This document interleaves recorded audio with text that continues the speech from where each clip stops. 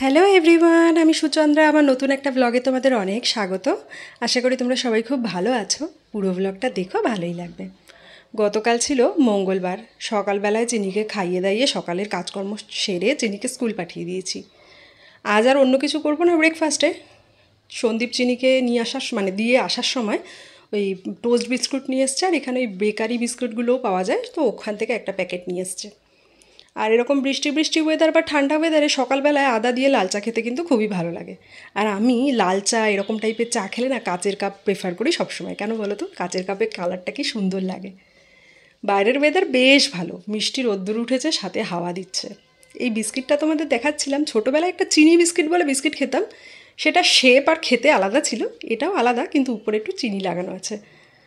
দেখে বেশ ছোটোবেলার কথা মনে পড়ছে। আমি কিন্তু বিস্কুট অত ভালো কখনোই খাই না, বাট রিসেন্টলি যেটা হয়েছে না, একটু বিস্কিটের উপরে ফ্যাসিনেশন।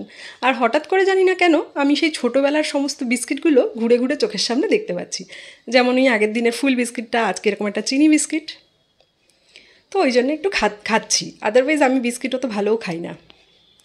মঙ্গলবার ছিল, ম্যাক্সিমাম মঙ্গলবার ওই পনির আলু এ সমস্তই রান্না করি বলে আজকে রান্না করেছি একটুখানি পাঁপড় দিয়ে ডালনা, নিরামিষ ডালনা। আর সাথে মুগ ডাল সিদ্ধ করেছে, উপর থেকে একটু কাঁচা তেল আর একটা কাঁচা লঙ্কা দিয়ে দিয়েছিলাম, ফোড়ন দিইনি। সেই আলু বোকরা এনেছিলাম, অনেক কটা ছিল। এই তিনটে খাওয়ার পরে আরও দুটো আছে। তবে জানো তো, ঘরে এতদিন রয়েছে তো এখন আর সেই আগের মতন টক নেই। এখন বেশ টক মিষ্টি খেতে ভালো লাগছে। রান্নাঘরে সব কাজ হয়ে গেছে, আমি আলু বোকরাগুলো খাবো, খেয়ে একটু বসবো, সন্দীপের সাথে কথা টথা বলে স্নানে যাব। তারপরে সন্দীপও উঠে, সন্দীপের ঘর মোছা, পুজো দেওয়া সব কিছু হয়ে গেছে। সন্দীপ যাচ্ছিলো চিনিকে আনতে, আর চিনির তখন 1টা অবধি স্কুল। আমি ভাবলাম আমারও সব কাজ হয়ে গেছে, চলো ঘরে বসে আছি, চিনিকে আমিও নিয়ে আসি। খুবই হাওয়া দিচ্ছে। ভাগ্য ভালো কদিন ধরে বৃষ্টি হচ্ছে বলে সামনে অতটা ধুলো নেই, তা নাহলে সামনেই একটা ফ্ল্যাট হচ্ছে, তো অসম্ভব ধুলো চিনিদের স্কুলের ওখানেও। যেহেতু বৃষ্টি হয়েছে, অল্প অল্প জলকাদা রয়েছে বলে ধুলোটা উঠছে না। ভিতর থেকে আয়ামা আমাকে ব্যাগ তো দিয়ে দিয়েছেন, কিন্তু চিনি নাকি দোলনায় চড়বে। তারপরে বললাম আসো মাম্মা আসো, এসছে। আর সন্দীপ চিনিকে আনতে গেলে অতটা কথাবার্তা হয় না স্কুলে, ও জাস্ট গেটের বাইরে দাঁড়ায়, ব্যাগ দেয় আর চিনিকে নেয়, চলে আসে। আমি যখনই আনতে যাই বা যখনই দিতে যাই মাঝে মধ্যে টুকটাক কথাবার্তা হয়, আর তখনই চিনির নামে নালিশ শুনি। মানে এই নালিশগুলো হেলদি নালিশ, বলে যে একটুও চুপচাপ বসে না। তো চিনি এক্সপেক্ট করেনি মাম্মা এসছে, সাথে পাপাও আসবে। ও বেরিয়ে পাপাকে দেখে এক্সাইটমেন্টে বলছে হাই ড্যাডি। তো তারপরে নিয়ে চলে এসেছি। সিঁড়ি দিয়ে উঠবেন ম্যাডাম কাউন্ট করতে করতে, তো পাপার সাথে উঠছে, পাপাকে টেনে টেনে নিয়ে যাচ্ছে। এসে না ফ্রেশ ট্রেশ হলাম আমরা, চিনিকে স্নান করালাম। এখন চিনি ভাত খাবে, তার আগে আমি ওই নিরামিষ পাঁপড়ের ডালনাটা বানিয়েছি, ওটা ভাবলাম একটা রিলস রেডি করব, ওই জন্য ছোট্ট একটা ভিডিও বানানোর ছিল। তা আমি এসেছি ওটাই বানাতে। ইতিমধ্যে মাম্মা মাম্মা কোলে কোলে কোলে নিয়ে নিয়েছে। আর আজকাল কথাগুলো না একদম স্পষ্ট হয়ে যাচ্ছে। চিনি না প্রচুর তেলেগু ওয়ার্ড শিখেছে, আর হিন্দিও বেশ কিছুটা রপ্ত করে নিয়েছে। যখন বলে শুনতে এত ভালো লাগে।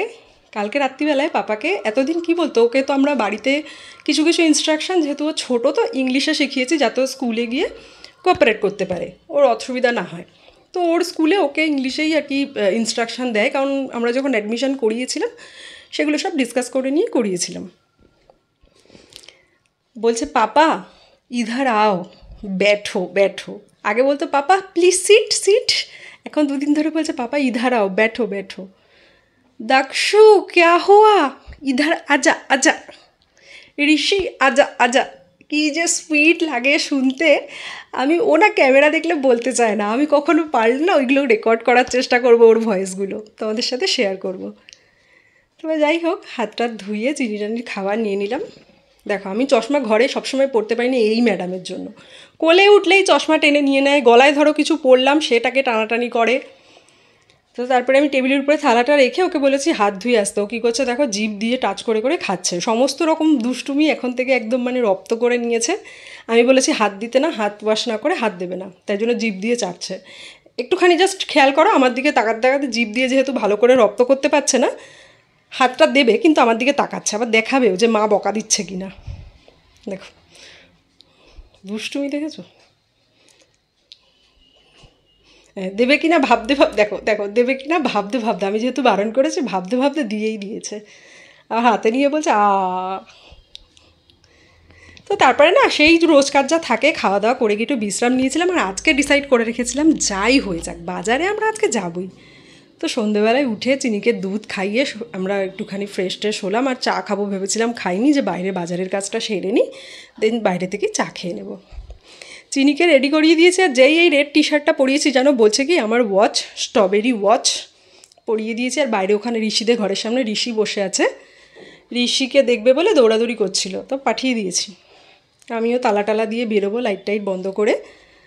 আর আমরা যখন বেরোচ্ছিলাম তখন জানো তো এক ফোঁটাও বৃষ্টি হয়নি, বাট ওয়েদারটা বৃষ্টি বৃষ্টি ছিল। যখন আমরা ভেতরে বাজারটা করছিলাম তখন বেশ ভালো এক পশলা বৃষ্টি হয়ে গেছে। তো প্রথমে না আগে বিজেতাতে গেছিলাম, বিজেতাতে 2-1টা জিনিস নেওয়ার ছিল, তার সাথে না ওই যে ফুল বিস্কিটগুলো বলেছিলাম, ওই বিস্কিট শেষ হয়ে গেছে বলে ওইটা নেবো, মেনলি ওটার জন্যই গেছিলাম। তো ওখানে আর বেশি ভিডিও করিনি, চলে এসেছি যেখান থেকে আমরা সবজি বাজার করি ওখানে চলে এসেছি। এখন সিঁড়ি দিয়ে উঠবে, তাতেও তার দুষ্টুমি, কিছু না কিছু প্ল্যান তার থাকে, কী করতে হবে, আমাকে নাকি 2 হাত ধরতে হবে, ও নাকি জাম্প করে করে উঠবে। তো শেষে আমি আর জাম্প করতে দিইনি, আমি বলেছি ধীরে ধীরে ওঠো, আমি 2 হাত ধরছি।